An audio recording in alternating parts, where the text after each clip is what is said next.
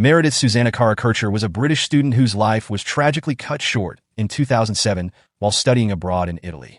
Born on December 28, 1985, in Southwark, London, Meredith grew up in Colston, a quiet suburban area in South London. She was the youngest daughter of John and Arlene Kercher and had 3 older siblings. Her family was close-knit, and her parents instilled strong values in her, emphasizing education, kindness, and ambition. From a young age, Meredith was known for her intelligence, warm personality, and a strong sense of humor that made her well-liked by those around her. Meredith attended Old Palace School, a prestigious independent school for girls in Croydon. She excelled academically and showed a keen interest in European politics and Italian at the University of Leeds.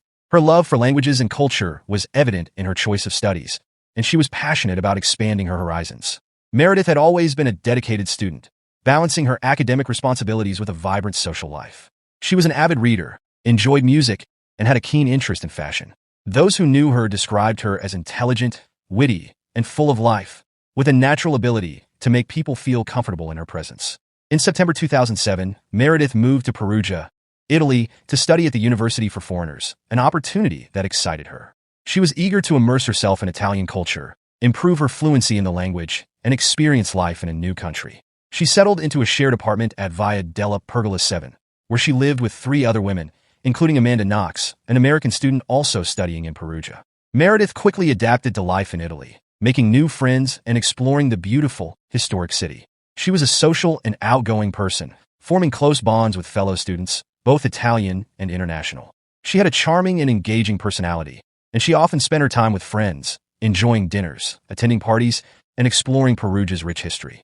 She had a deep appreciation for the arts and enjoyed visiting local museums, galleries, and cultural sites. Despite being away from home, she stayed closely connected to her family, frequently calling her mother and siblings to share updates about her life in Italy. Meredith was also a responsible and independent young woman. She took her studies seriously and balanced her social life with her academic commitments. She had ambitions of working in international relations or journalism, fields that would allow her to use her language skills and knowledge of global affairs. She was particularly interested in writing and had considered pursuing a career in the media. Her friends recalled that she had a sharp mind and a strong sense of determination, qualities that would have undoubtedly led her to success in her chosen field.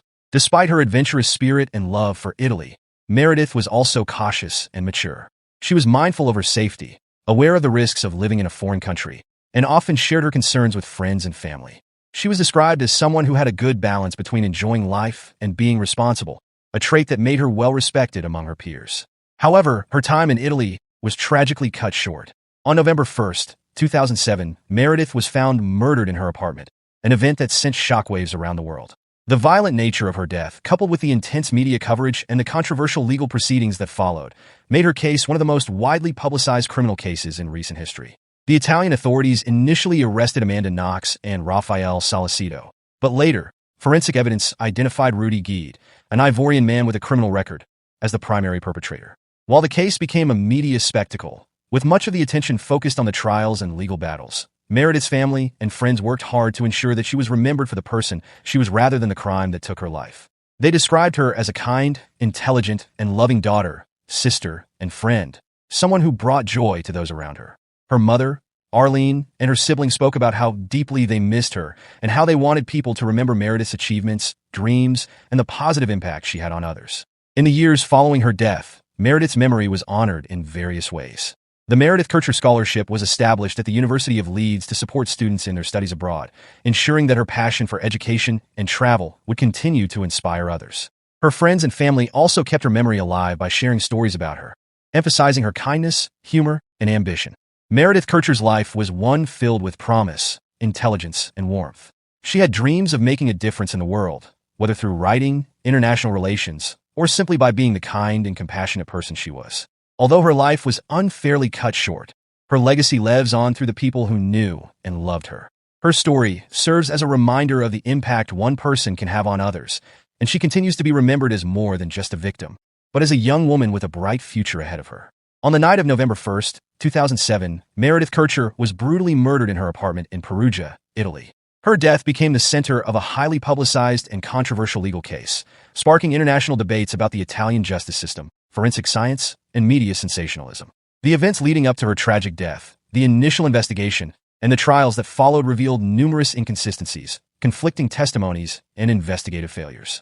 Meredith had spent the early part of the evening with friends, enjoying dinner at a friend's house before heading home. She lived in a small cottage at Via della Pergola 7, a quiet area near the University for Foreigners, where she shared the space with 3 other young women, including Amanda Knox, an American exchange student, and 2 Italian roommates. Meredith was the last of her housemates to return home that night. Her friend walked her to the house at around 8:45 p.m., and that was the last confirmed sighting of her alive. The next morning, November 2nd, 2007, Amanda Knox and her boyfriend, Rafael Salcedo, reportedly arrived at the cottage and noticed unusual signs. The front door was open, a window in one of the rooms was shattered, and there were traces of blood in the bathroom. Knox later stated that she had taken a shower, but had not initially realized anything was wrong until she noticed bloodstains. After attempting to contact Meredith and getting no response, Knox and Salcedo called the police. When the authorities arrived, they forced open Meredith's locked bedroom door and discovered a horrifying scene. Meredith's body lay on the floor, partially covered by a duvet. She had sustained multiple stab wounds, including a deep fatal cut to her neck. There were signs that she had struggled, and evidence suggested that she had been sexually assaulted before her death. The room showed signs of an altercation, but there were inconsistencies in what appeared to be a staged break-in. The shattered window in one of the other bedrooms had glass fragments scattered on top of objects inside the room, suggesting the window had been broken after the room had already been disturbed. The initial investigation focused on Amanda Knox and Rafael Salcedo, largely due to Knox's behavior at the crime scene. Some police officers found her behavior odd, as she appeared to be kissing and embracing Salcedo outside the house, and at one point, she was seen doing cartwheels at the police station. Investigators began questioning her, and after hours of intense interrogation, she signed a statement implicating herself and Patrick Lumumba, a Congolese bar owner. However, it was later revealed that her confession had been coerced after an aggressive overnight interrogation. Lumumba was quickly released after it was proven that he had an alibi for the night of the murder. As forensic teams processed the crime scene, a major breakthrough came when they identified a bloody palm print on a pillowcase, as well as DNA evidence linking another suspect to the scene. The fingerprints and DNA belonged to Rudy Guide, an Ivorian man with a criminal record who had previously been involved in break-ins. Guide had fled to Germany shortly after the murder, raising suspicions about his involvement. Guide was later extradited to Italy, where he underwent a fast-track trial. He admitted to being in the apartment that night, but claimed that Meredith had been alive when he left. His version of events did not match the forensic evidence, which indicated that she had suffered a violent attack and had been left to bleed to death. Guide was convicted of sexual assault and murder in 2008 and sentenced to 30 years in prison, which was later reduced to 16 years on appeal. Despite Guide's conviction, the prosecution continued to build a case against Knox and Salcedo, arguing that Meredith's murder was the result of a sex game gone wrong involving all 3 individuals. The prosecution's theory was widely criticized for its lack of concrete evidence and reliance on circumstantial details. Key forensic evidence used in their trial included a knife found in Salcedo's apartment, which prosecutors claimed had Meredith's DNA on the blade and Knox's DNA on the handle. However, independent experts later discredited this evidence, stating that the DNA samples were too small and likely contaminated. In 2009, Knox and Salcedo were convicted of murder and sentenced to 26 and 25 years in prison, respectively. The verdict received worldwide media attention, with many questioning the fairness of the trial and the quality of the evidence used. Knox's family and legal team fought tirelessly to appeal the conviction, and in 2011, after a lengthy appeals process, both Knox and Salcedo were acquitted due to insufficient evidence. The court ruled that the forensic investigation had been deeply flawed, with multiple errors in handling DNA samples and a lack of reliable evidence linking them to the crime. However, the case did not end there.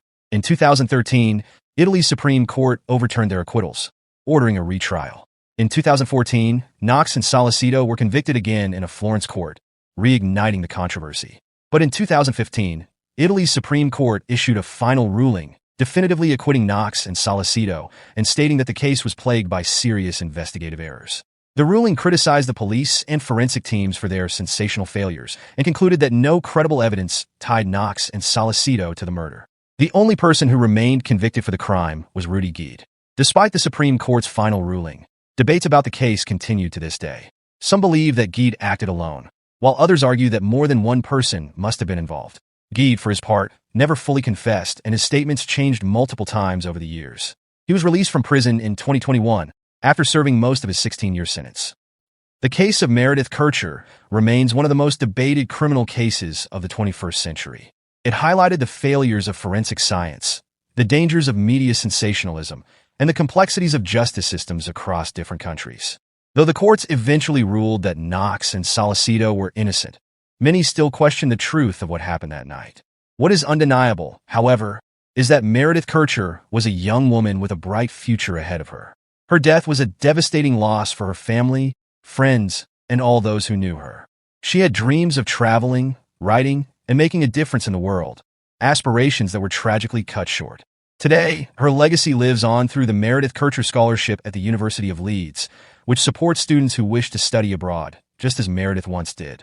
Though she did not get to fulfill her dreams, her story has left a lasting impact, reminding the world of the importance of justice, fairness, and remembering the real person behind the headlines. But beyond the headlines, legal arguments, and debates, Meredith was first and foremost a daughter, a sister, and a friend, a young woman full of potential whose life was cruelly taken. In the years following her death, Meredith's family has worked to ensure that her memory is not defined by the legal drama that followed, but by the person she was. They have consistently spoken out about the need to focus on Meredith's life, rather than the media frenzy surrounding her case. She was more than just a victim. She was a bright, caring, and ambitious young woman with dreams of traveling, writing, and experiencing the world. She had a love for languages, a passion for learning, and a kind heart that touched those around her. The case surrounding her death highlighted the flaws in the justice system, the dangers of media sensationalism, and the consequences of hasty investigations. The wrongful accusations, the mishandling of forensic evidence, and the repeated trials showed just how complex and fragile the pursuit of justice can be. Amanda Knox and Rafael Salcedo's legal battle lasted nearly 8 years, with shifting verdicts that left many questioning the competence of the investigators. The final ruling in 2015, which definitively acquitted Knox and Salcedo, stated that the case had been marred by sensational failures and a lack of credible evidence. Despite this, many questions remain. While Rudy Gide was the only person convicted of the crime, his inconsistent statements and the prosecution's shifting theories have left lingering doubts. Some believe Gide acted alone, while others suspect that the full truth of what happened that night has never been revealed. However, no amount of speculation can change the fact that Meredith's life was cut short in a violent and senseless act. In the wake of the case, several legal reforms were proposed in Italy regarding how forensic evidence is handled and how suspects are interrogated. The case also sparked debates about the role of the media in criminal trials, with many arguing that the intense coverage influenced public perception and even judicial decisions. The portrayal of Amanda Knox, in particular, became a topic of discussion, as she was often depicted in the media in a way that fueled bias rather than focusing on facts. Meredith's family has sought to remember her in a meaningful way. Her murder remains a painful reminder of the fragility of life and the unpredictability of fate. For those who knew her, the loss is immeasurable. But even for those who did not, her story serves as a powerful lesson about justice, truth, and the impact of media narratives. In the end, Meredith Kercher should not be remembered solely for the crime that took her life, but for the life she lived. A young woman with a radiant smile, a love for learning, and dreams yet to be fulfilled. Though she was taken far too soon, her legacy endures in the hearts of those who loved her, in the scholarship that bears her name, and in the lessons learned from the tragedy that unfolded. As time moves forward, the best way to honor Meredith is to remember her not as a case, but as a person, a bright and loving soul whose story should be one of life, not just loss.